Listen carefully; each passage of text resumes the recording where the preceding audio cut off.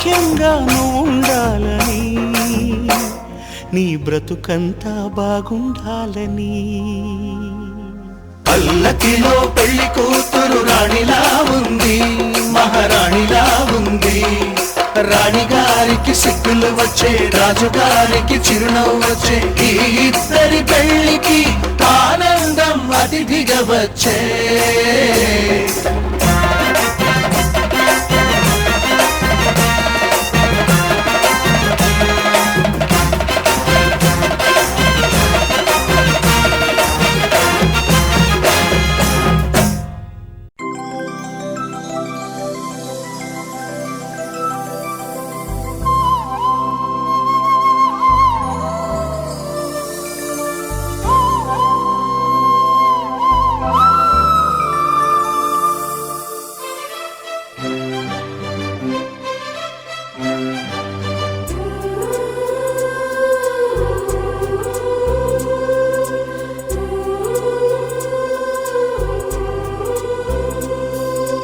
కలలోనైన కలగనలేదే నువ్వు వస్తావని, మెలకువలోనైనా అనుకోలేదే నువ్వు వస్తావని.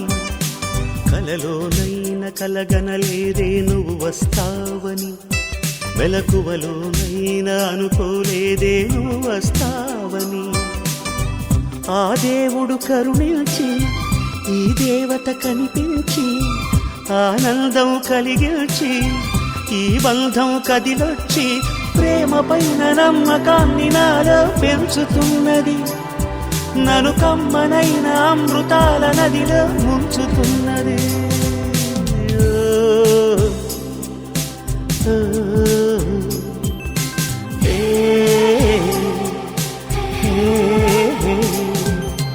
కలలోనైన కలగనలేదే నువ్వు వస్తావని, మెలకువలోనైనా అనుకోలేదే నువ్వు వస్తావని.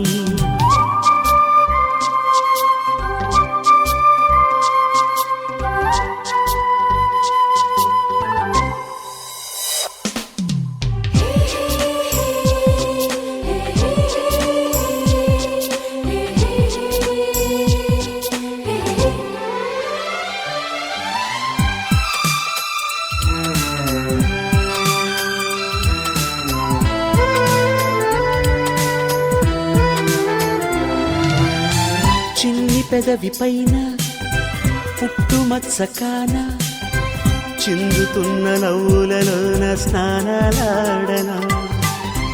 కన్నె గుండె పైన పచ్చబొట్టు కాన, మోగుతున్న సవ్వడి వింటూ మోక్షం పొందనా.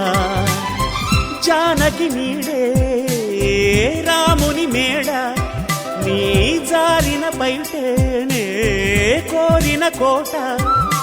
తెలుగు భాషలోని వేల పదములు కరుగుతున్నవి, నా వలపు భాషలోన చెలియ పదమే మిగిలి ఉన్నది.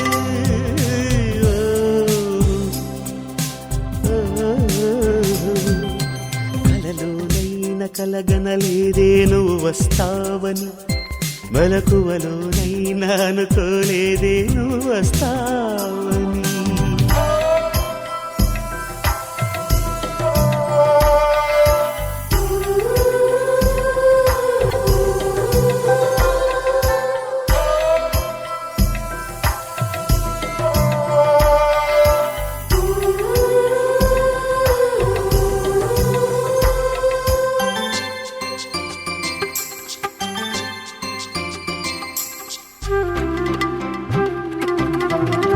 కాళిదాసు నేనై కవిత రాసుకోనా, కాలిగోటి అంచుల పైన హృదయం ఉంచనా.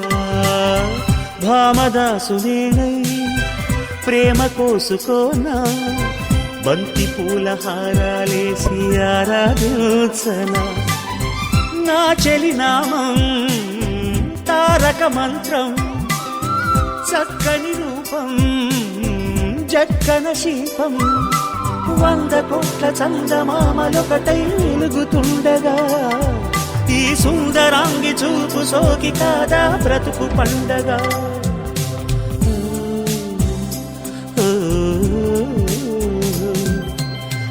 కలలోనైన కలగనలేదే నువ్వు వస్తావని, మెలకువలోనైనా అనుకోలేదే నువ్వు వస్తావని. ఆ దేవుడు కరుణించి ఈ దేవత కనిపించి ఆనందం కలిగించి ఈ బంధం కదిలొచ్చి ప్రేమ పైన నమ్మకాన్ని నాలో పెంచుతున్నది.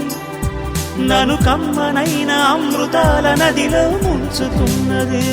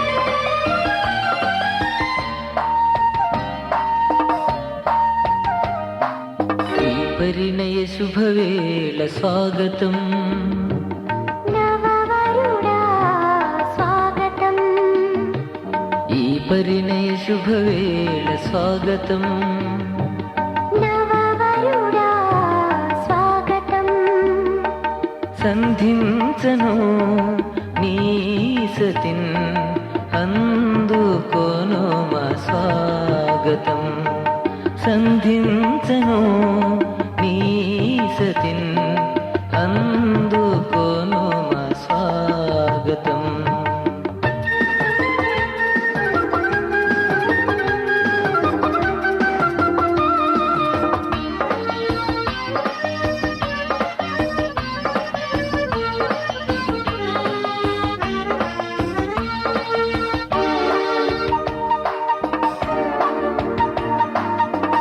దివ్యమైన స్నేహబంధం అలరించగా, నవ్యమైన ప్రేమ గీతం పలికించగా, మరువక తండ్రి మాట మదినుంచగా, వరుడగు క్రీస్తు బాట పయనించగా, మరుమల్లెలు పలికాయి స్వాగతం, మరుమల్లెలు పలికాయి స్వాగతం, కలగాలని దీవెనలు స్వాగతం, కలగాలని దీవెనలు స్వాగతం, ఈ పరిణయ శుభవేళ స్వాగతం, నవవధువా స్వాగతం, ఈ పరిణయ శుభవేళ స్వాగతం, నవవధువా స్వాగతం.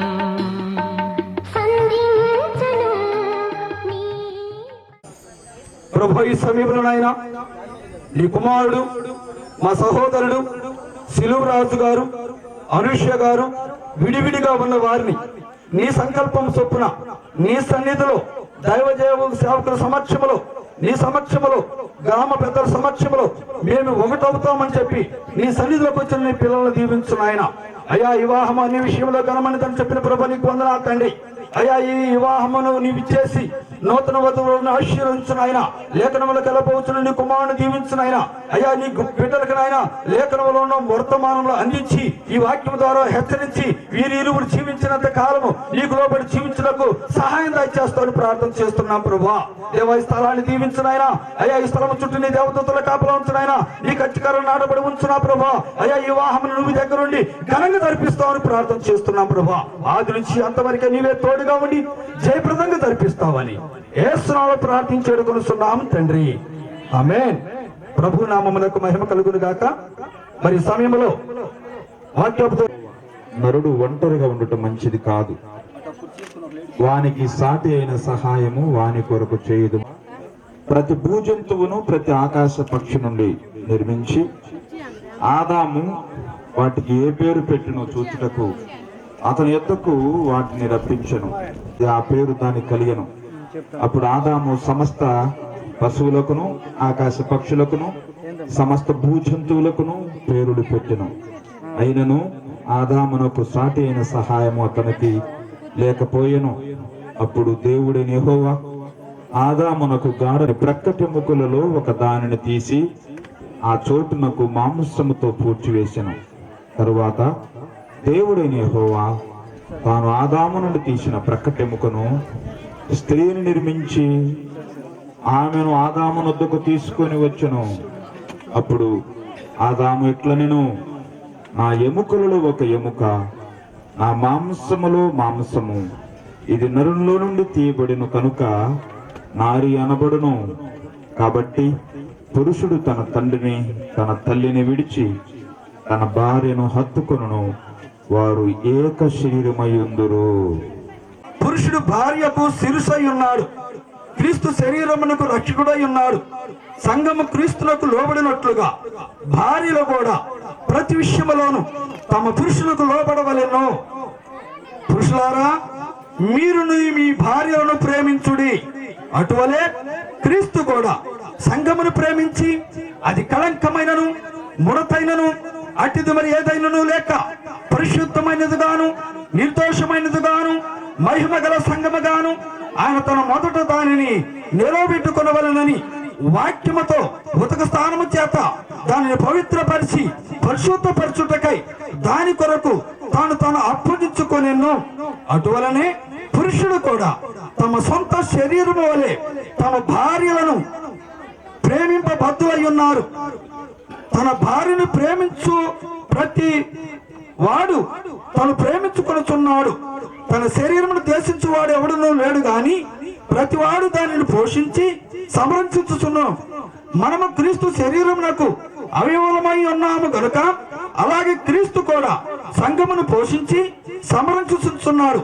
ఈ హేతువు చేత పురుషుడు తన తల్లిని విడిచి తన భార్యను హత్తుకొనును, వారిద్దరూ ఏక శరీరమై ఉందురు. ఈ మర్మము గొప్పది. అయితే నేను క్రీస్తుని గూర్చి సంఘమును గూర్చి చెప్పుచున్నాను. మెట్టుకు మీలో ప్రతి పురుషుడును తనను వలె తన భార్యను ప్రేమింపవలెను.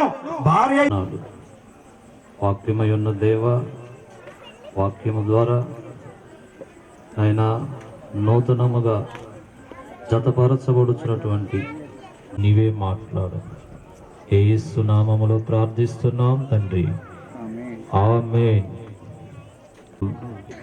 నువ్వు పైకి ఎంత డాప్సరిగా పై వస్త్రధారణ పై వేషం వేసుకుని ఎంత డాబుగా ఉన్నా అది నిజమైన అలంకరణ కాదు. దేవుడు కోరుతున్నాడు. బైబిల్లో మనం గమనిస్తే అబ్రహాము, శారా అని దంపతులు ఉన్నారు. యజమానుడా అని చెప్పి అబ్రహాముకి